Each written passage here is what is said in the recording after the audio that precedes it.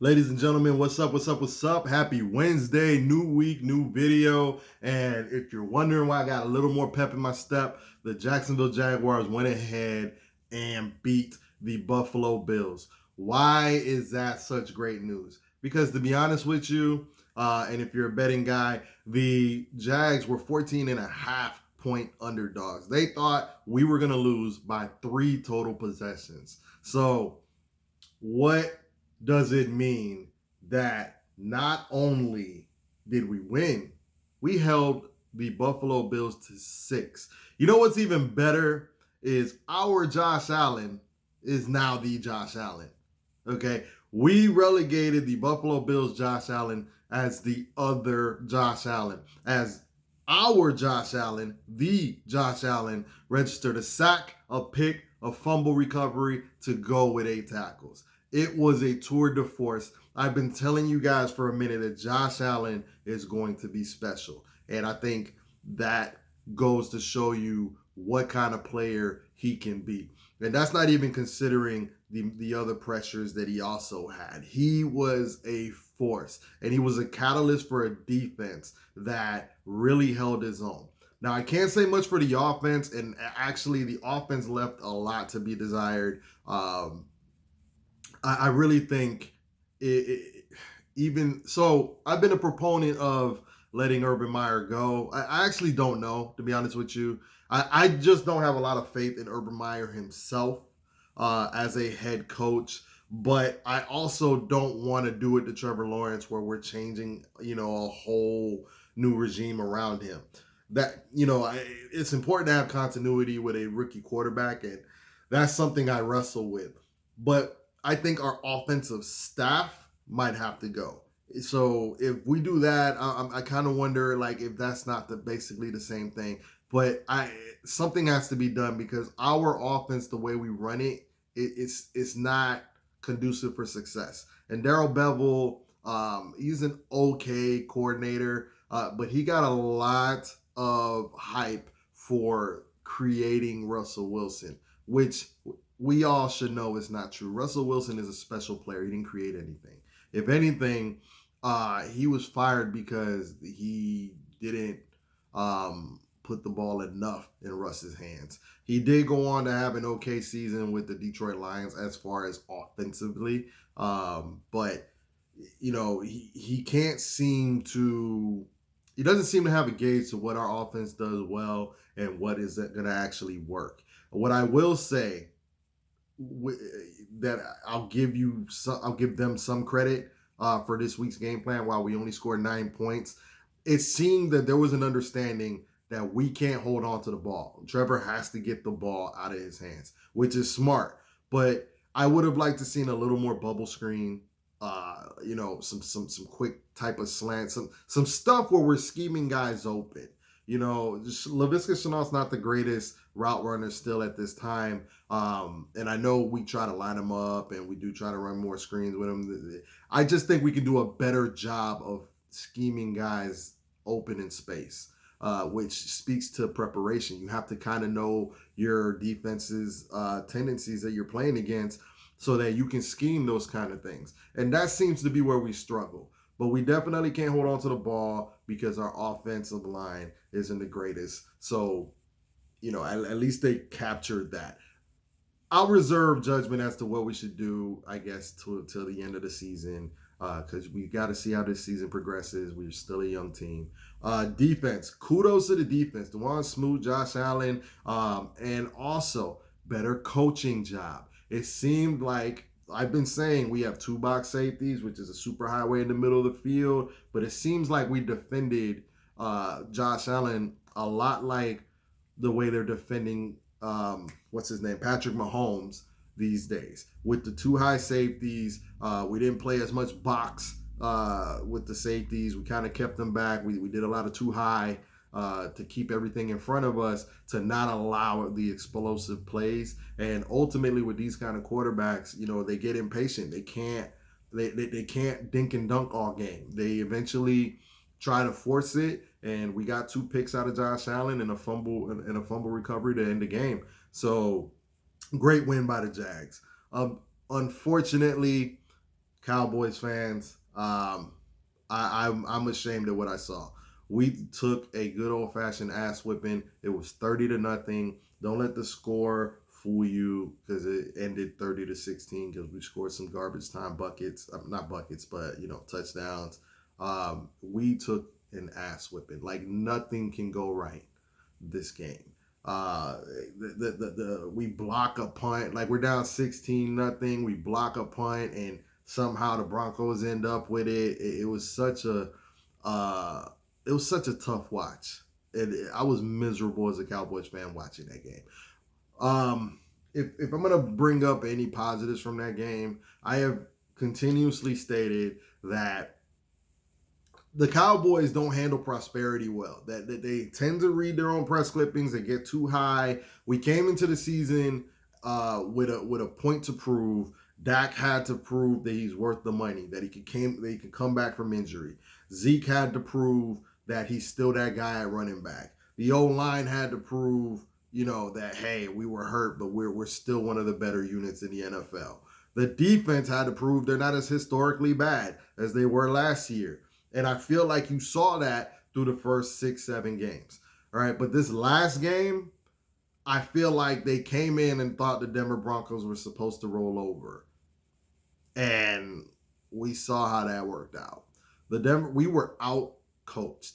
If our Achilles heel is nothing else, it is our coach, Mike McCarthy. And I just despise him as our coach. He doesn't seem to make the right decisions. He doesn't seem to have an ability to read the moment.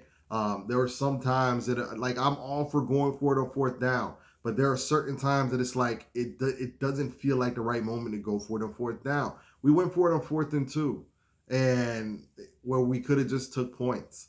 And you got to wonder where we'd be if in certain situations we just took points, played field position, understood that, we're not clicking offensively, that, maybe we should just punt, play the field position game, and maybe the game turns into another game and our offense eventually wakes up.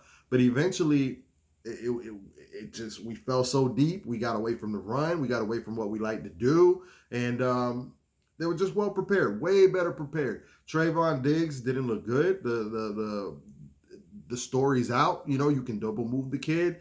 And while he had an elite first half of the season, the book is out. You can be double moved. And what's the remedy for that? Well, he's got to learn. You got to remember he's still a young corner. Okay. The double moving stuff, they're gonna try to do it early to get his aggressiveness out the way. And you got to be ready for it. You got to be ready for it. We play a lot of single high. We're playing that old Seattle defense. So if you get double moved, that safety might not be able to get over there. We don't have Earl Thomas back there. So you got to play more discipline and understand the situation as well. So, what Trayvon Diggs has been doing well is jumping a lot of those routes. And now people are like, okay, well, let's just double move him and get that aggressiveness out of there. And once you succeed with the double move, now he's thinking. Now he doesn't want to jump routes, and the picks might not come. So, we definitely we're a team that would definitely want to set the tone offensively and then allow the defense to play more freely. But our defense for the first time all season was in a position where we got to come up with stops to get the ball to the offense because we're down big time. And you end up with a situation where the defense has to press, people are getting out of position, and shit happens. Shout out to Michael Parsons, 2.5 sacks, 10 tackles. Man is a monster. Another guy that's going to be special for us. So can't wait to see how the rest of the season plays out. We do have a pretty good, cushy schedule. So I hope that they remember how bad we look today and how bad it feels. Because, guys, I think we needed to get our ass whipped. We needed it for our psyche. Dak didn't look crisp. He looked a little rusty. And what else? Zeke didn't look right, and it looked like he hurt his knee, so we're a little concerned about that. Tyron Smith, I just think that they felt like we had a bye week, so they told him to sit out. And then you also got to wonder if Trayvon Diggs, he did get a ankle injury at the end of the last game, so you got to wonder if that played a part in his poor performance in this game. So I expect us to bounce back. There's too much talent on this team, guys.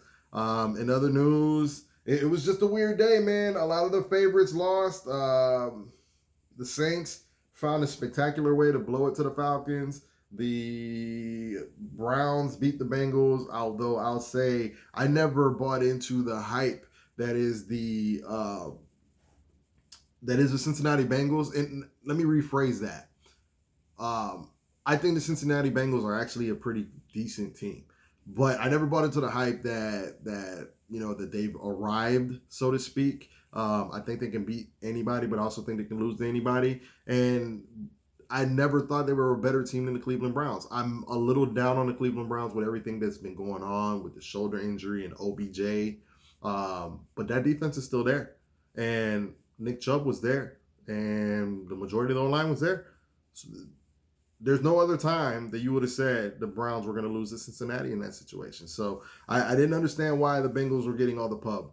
I thought the Browns won, and they should have won, and they won handily. So there's that. In fact, I might be back with the way the AFC looks. I might be back kind of on the Browns as the potential maybe Super Bowl contender, because I've been saying the Buffalo Bills is the class of the AFC, but I'm noticing a specific weakness that I think is going to haunt them when it gets down to it in the playoffs. They won't run the ball. They will not run the ball. You have to run the ball. And part of the reason their offense is stagnating is because nobody's respecting the run anymore. We're just dropping everybody in coverage. And when I say we, I just mean like the league. They're dropping everybody in coverage. And now the windows are getting tighter, and Josh Allen is starting to make mistakes. And a lot of it is because they won't run the ball. They refuse to do it. I don't get it. But if they don't run the ball and start getting more balanced, Buffalo cannot go to the Super Bowl with this game plan. They may make the AFC Championship, but you're not going to go to the Super Bowl not running the ball. You have to be able to run the ball somewhat. So, all right. OBJ released by the Browns, cleared waivers today or yesterday, has the freedom to sign anywhere. I do want to say, Jags fans, we're a little delusional. We got to wake up. I'm not one of the delusional guys. We're never going to sign, at least right now, an OBJ type of guy. Like, we're never going to sign a high-profile wide receiver or somebody like that. The reason for it is you need to understand we're a small market team, and not only are we a small market team, we're not a good team. Okay? And that's why the Calais Campbell release hurt, because, he was one of the few big names that decided to sign here. Those are far and few between, especially with great character like his. I don't think we needed an OBJ. We do need to find a wide receiver. Like an Allen Robinson might come back, like that kind of guy or whatever. But if you think we're going to get Devontae Adams, Michael Thomas, you guys got to get that out your mind. All right. You might get lucky, because in order to do that, we would have to overspend and offer them the max that we can possibly spend and just outbid somebody. But do you really want to be in that situation where the only reason that guy came here was for the money? Right? Haven't we had enough of these head cases with Jalen Ramsey and Yannick and guys that just want to be out? We need football players that want to be here. And unfortunately, that means we got to build a little slower by bringing in guys that are out of the draft and maybe the second, third days of free agency. So you guys got to be reticent to that. That's how we got to build. And to be honest with you, it's the best way to build. Once we start, making a name for ourselves, once we start winning some games, then the free agents will come. But until then, guys, we're never getting an OBJ type. All right. But let me know your thoughts. It doesn't even have to be about the Jags Cowboys. Let me know what your team is, what you guys think about the league and what's going on. How do you think the AFC is shaking out? How do you think the NFC is shaking out? Remember to like and subscribe and, follow the kid and help the channel grow. Appreciate y'all. Peace. Until next time.